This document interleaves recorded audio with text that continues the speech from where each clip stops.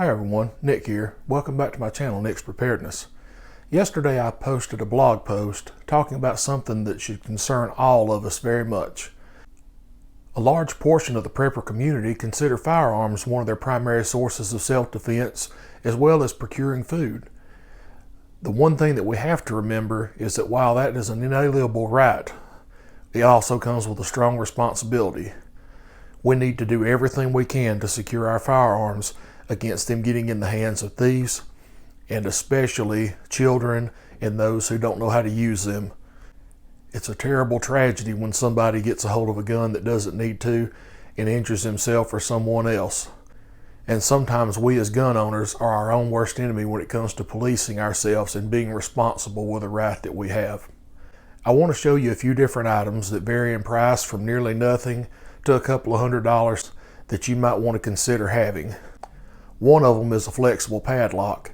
Anytime you purchase a firearm, they ask if you want one. If they don't give you one, or you don't have one and need one, please contact the firearm manufacturer. Most of the time they'll send you one at no charge. There's no excuse not to have this minimal amount of protection on our firearms when they're left where someone else could get their hands on them. Take a look and see what you think. When the subject of firearm safety in the home comes up, one of the best ways to store a firearm is in a gun safe. They're big, they're heavy, they're hard to get into, they're hard to move, so they're one of the most secure items. But they're also expensive, they're hard to move around, they're bulky, and sometimes it's just not in our budget or our ability to have one.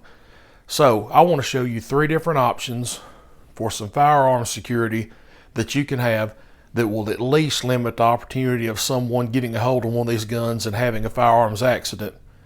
So let's take a look at the first one. This is probably the simplest and cheapest method of keeping someone from accidentally having a firearms accident.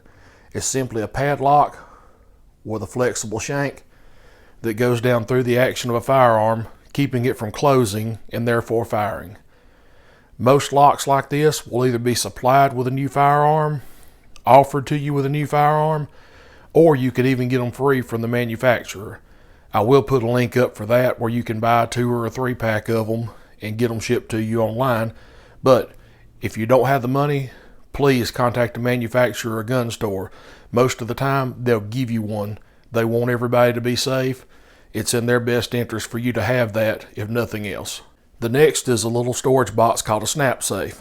These are fairly inexpensive. They're a little more durable.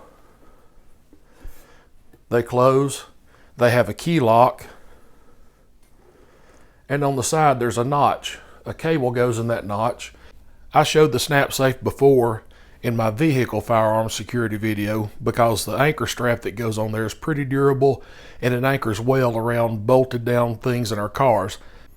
In the home, you might not have as good of an anchor point, but still locking that gun inside that snap safe will keep young hands off of it.